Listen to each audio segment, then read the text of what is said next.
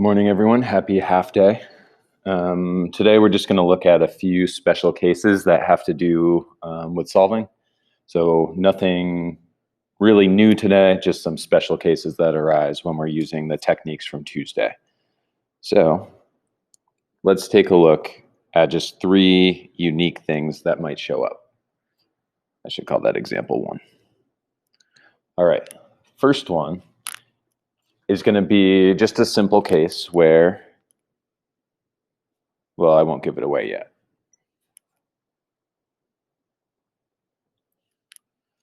All right, so here is one example. It doesn't look too bad. I'm just setting up my barrier, reminding myself I can't simplify across. So I usually like to start with my x values. You don't have to, but I usually find that easiest. So I'm just going to take away 2x from both sides.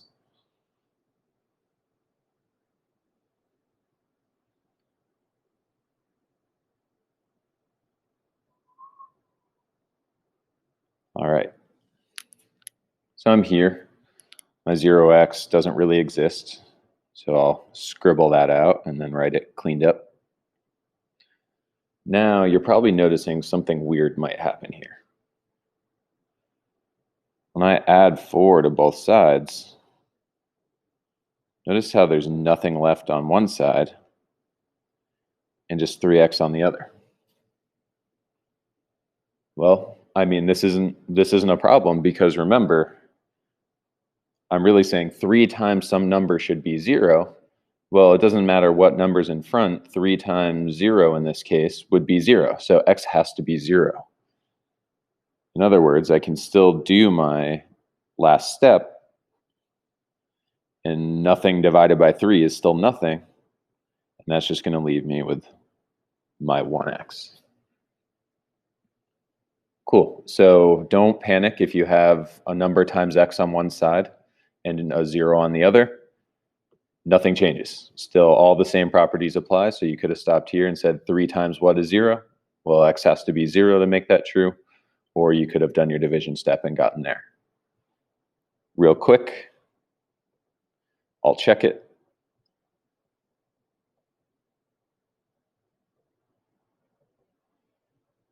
So replacing my x values in both cases here with 0.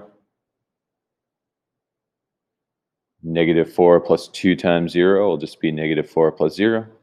5 times 0 is 0 minus 4. It's going to be -4 equals -4. We're good to go. All right. Cool. So that's one special case. It turns out when x equals 0, that's going to become really, really important for us in the next couple of weeks once we start talking about what the graphs of these equations look like. But I'll stop there for now. Example 2 is going to be a little bit stranger. Let's say I give you something like 7x minus 5 equals 4x plus 11 plus 3x. All right. In this case, I can't simplify anything on the left side of my equals, but I certainly can on the right side. I see a 4x and a 3x, so I'm just going to simplify the right side there. 4x plus 3x will be 7x plus 11. Some of you are probably looking at this and realizing something terrible is going to happen.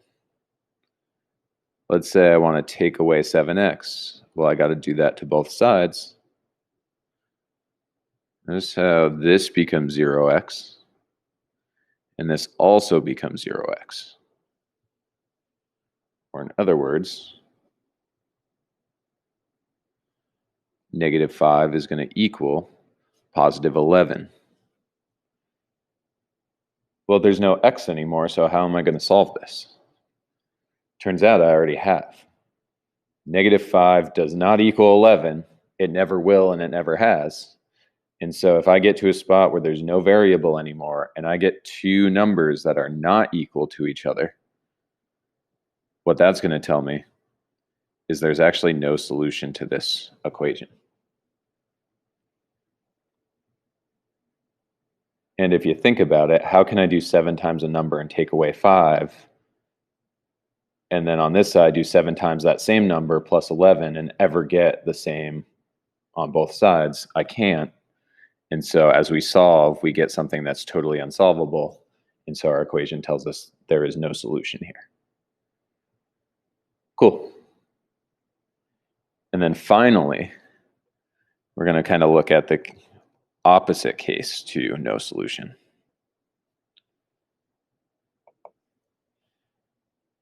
So the opposite case might be something that looks like, say, 3 times 2x plus 1 equals 2x plus 3 plus 4x.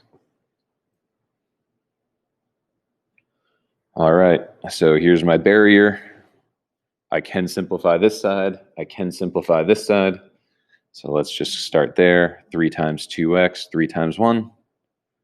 Here's our 6x plus 3. 2x and 4x is 6x plus 3. You'll probably notice here that both sides are exactly the same. But let's take this a step further. Let's say I did take away 6x from both sides, or took away 3 from both sides. That's allowed too.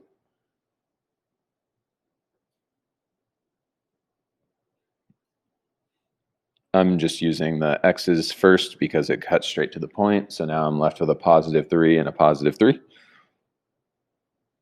Or 3 equals 3. Well, unlike the last one, there's no x, but the numbers I do get are equal to each other. This is never untrue. It's always true.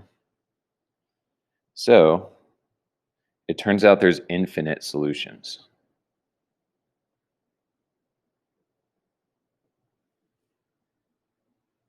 And if you think about it, let's say I jump to here and I say 6x plus 3 equals 6x plus 3. Well, no matter what number I put in for x, both sides are going to have to be the same because they're going to read exactly the same. So like, let's make an example. So let's just say I write out the simplified piece. Well, since both sides are the same, it's impossible for me to put in a number that's the same on both sides and get a different answer on both sides. So I'll pick something random. Let's say I put 10 in here. That's just going to be 60 plus 3 equals 60 plus 3, which is totally true.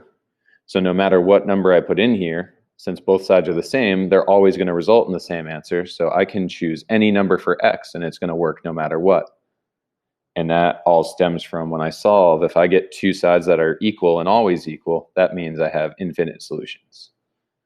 All right, so those are 3 special cases we're going to work with today. If you have questions, let me know.